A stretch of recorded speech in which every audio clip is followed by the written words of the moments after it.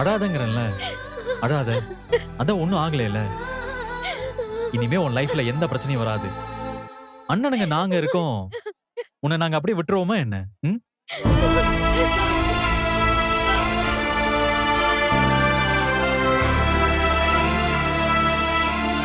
அழாத.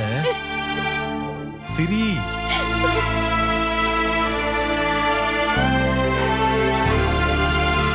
ஆரம்பத்துல இருந்து இந்த கல்யாணம் நடக்க கூடாதுன்னு மனசுக்குள்ள சாமியை வேண்டிக்கிட்டே இருந்தேல்ல. உன் வேண்டுதல் பழிச்சிருச்சு பாத்தியா?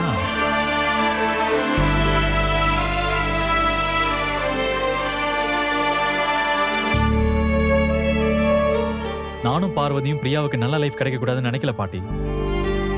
தப்பான ஒருத்தன் கையில அவ வாழ்க்கை சிக்கிர கூடாதுன்னு தான் பயந்தோம். நல்லா சொல்லுண்ண. எனக்கு அவங்க மேல ஆரம்பத்துல இருந்தே ஒரு டவுட். ஆனா தோ இந்த பாட்டி தான் பொடி புடிச்சிட்டு இருந்துச்சு.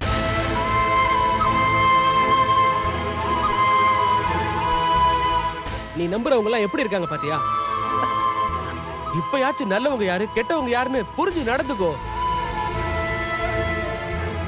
எப்பவுமே நமக்கு ரொம்ப கம்ஃபர்டபுளான ஒரு இடம் கிடைக்குதுன்னா முதல்ல அதை நாம கொஞ்சமாவது சந்தேகப்படணும். முழுசா நம்பினா லைஃப் லாங் ஃபீல் பண்ற மாதிரி ஆயிரும்.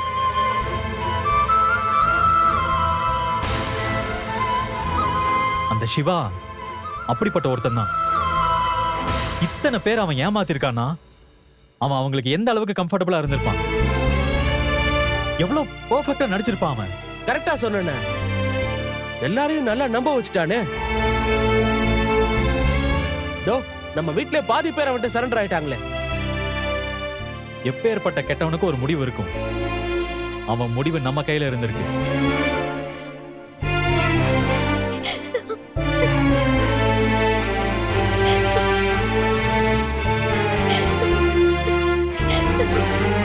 அப்பா,